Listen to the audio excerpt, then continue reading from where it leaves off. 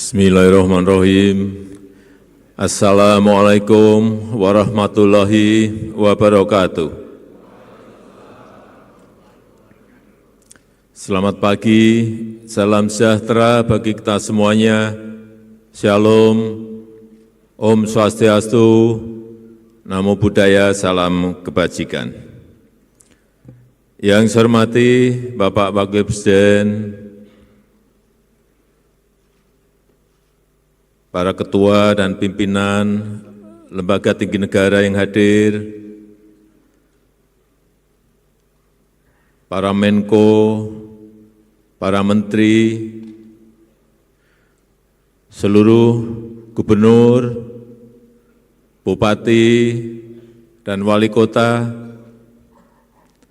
yang saya hormati para sekretaris daerah, para kepala Bapeda dari seluruh tanah air, Bapak Ibu hadirin dan undangan yang berbahagia.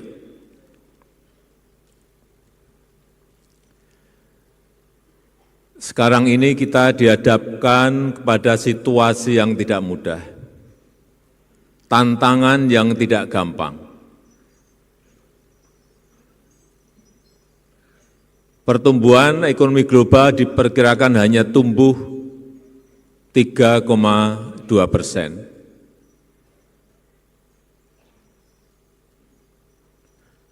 Dampak runtutan dari COVID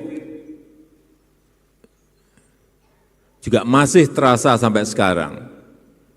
Kita tahu beberapa negara telah masuk pada resesi, Jepang, Inggris, dan beberapa negara Eropa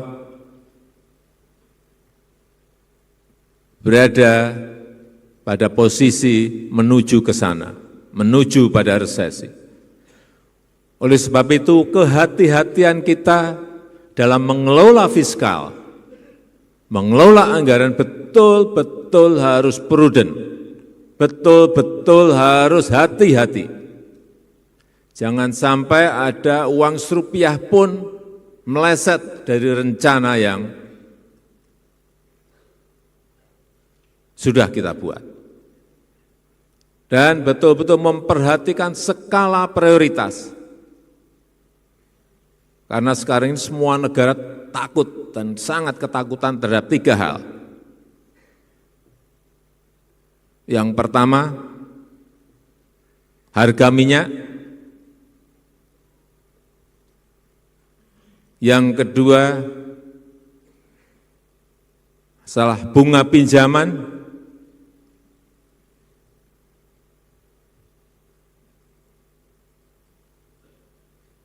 Semua pada takut masalah itu, karena begitu bunga pinjaman naik sedikit saja, beban terhadap fiskal itu akan sangat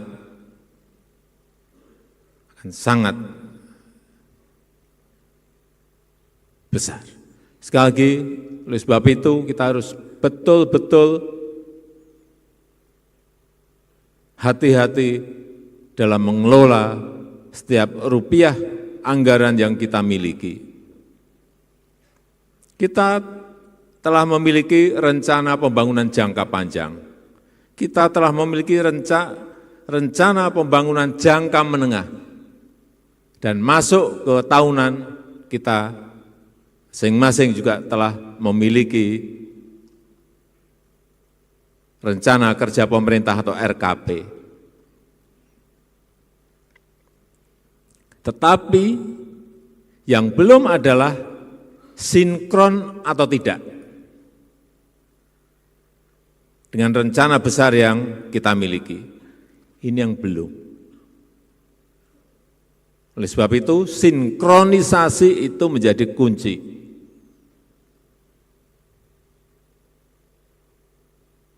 Saya berikan contoh, pemerintah pusat membangun bendungan. Jadi, dibangun lagi irigasi primernya. Jadi, tapi irigasi sekunder, irigasi tersier sampai ke sawah tidak dikerjakan. Airnya kan enggak sampai ke sawah-sawah yang kita miliki.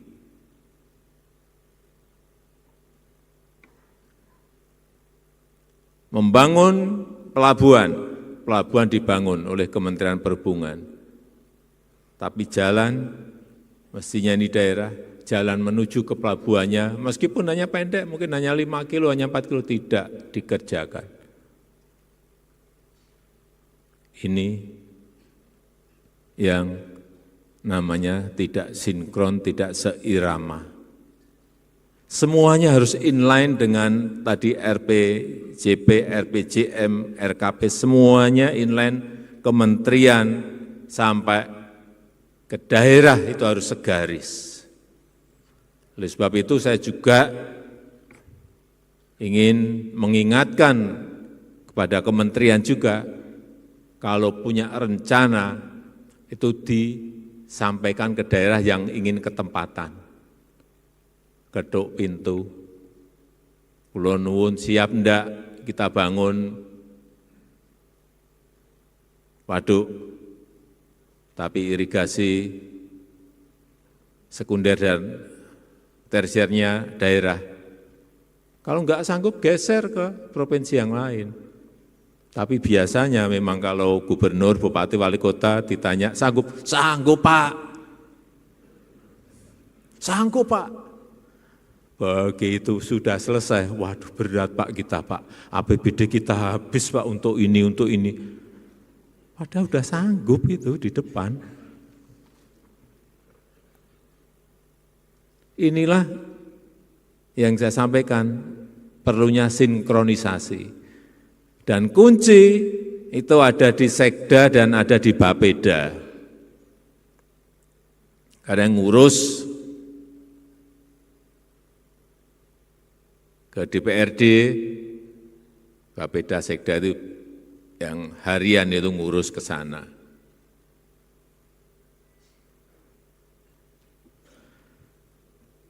Kita telah membangun bendungan sampai saat ini selama 10 tahun sudah 42 bendungan dan akan selesai mungkin 60-an, insya Allah tahun ini akan menjadi 60-an, atau kalau meleset-meleset dikit ya menjadi 54, karena yang lain dikebut tapi bisa selesai, bisa tidak, tapi pasti akan selesai insya Allah. Kemudian jalan tol 2049 kilometer. Jalan nasional 5.833 kilometer. Selesai. Pelabuhan baru 25. Airport baru, bandara baru 25. Tapi ini tidak cukup. Kalau jalan tol sudah dibangun, Bapeda mestinya melihat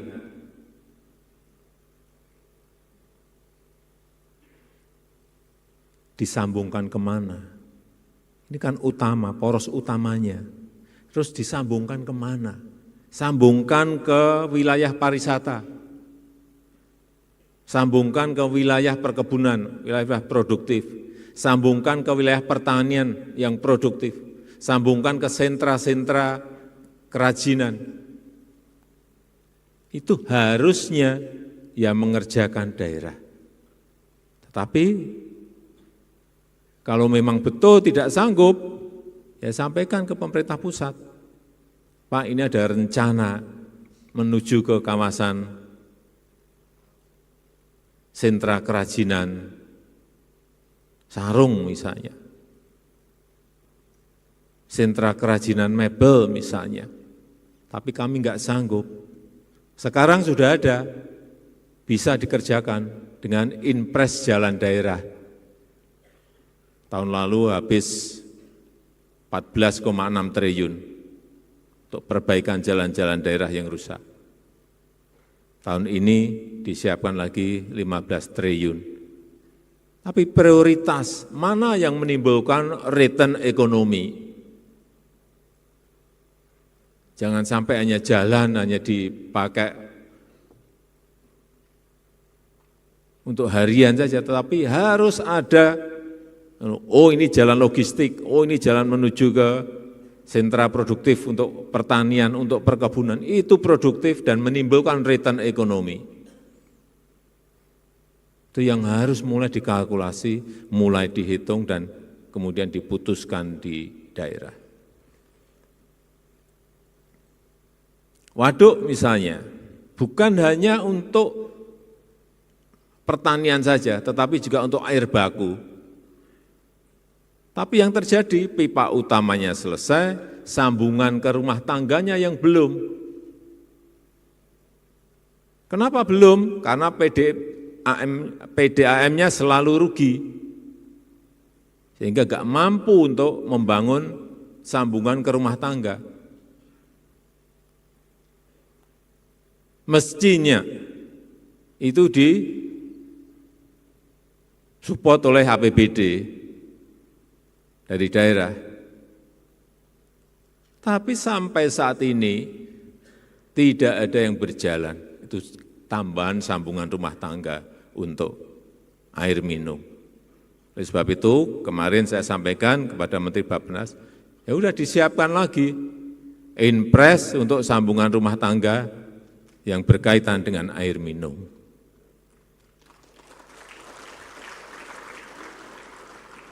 Tapi jangan semuanya itu pemerintah pusat.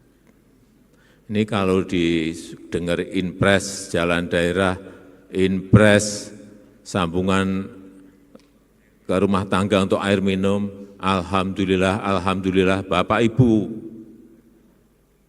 ngerjain yang mana?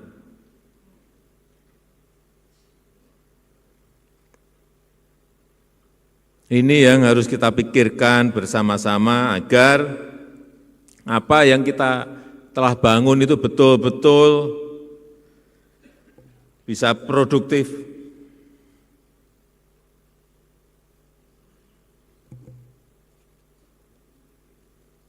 Karena rakyat membutuhkan. Oleh sebab itu, sinkronisasi penyusunan RKP tahun 25 harus berdasarkan prinsip yang pertama, sekali lagi, programnya harus inline, harus seirama, jangan sampai pusat ke kanan, daerah ke kiri, kehilangan kita akan kehilangan. Semuanya harus inline, semuanya harus seirama.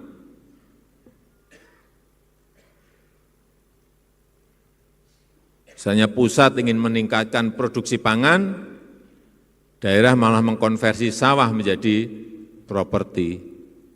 Enggak sinkron namanya. Yang kedua, jadi yang pertama tadi program harus inline, kemudian yang kedua, program harus berorientasi hasil. Harus ada return ekonominya. Oleh sebab itu harus fokus, jangan sampai, ini bolak-balik saya sampaikan, yang namanya anggaran itu diecer-ecer kepada dinas-dinas, semuanya diberi, enggak ada mana yang skala prioritas enggak jelas. Ada kenaikan 10%, anggaran semua diberi 10%, enggak jelas skala prioritasnya yang mana.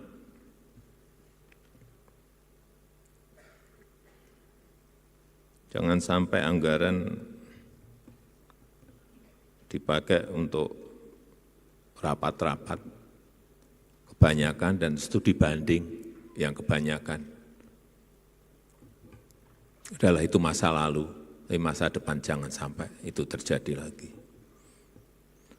Kemudian yang ketiga, program harus tepat sasaran dan strategis.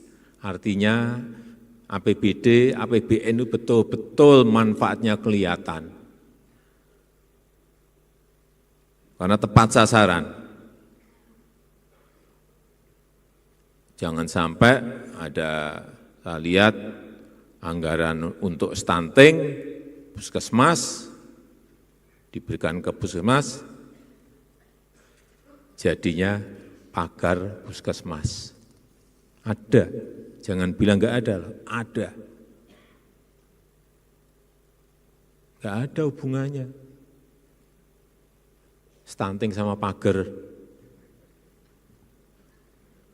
Ada.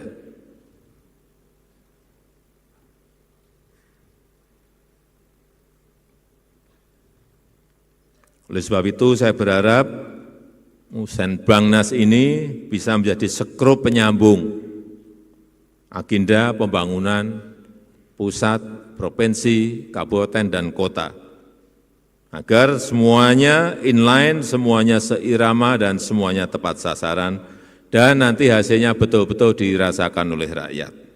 Saya rasa itu yang ingin saya sampaikan dalam kesempatan yang baik ini, dan dengan mengucap Bismillahirrahmanirrahim, Musrenbangnas 2024 saya nyatakan dibuka dan dimulai. Terima kasih. Wassalamualaikum warahmatullahi wabarakatuh.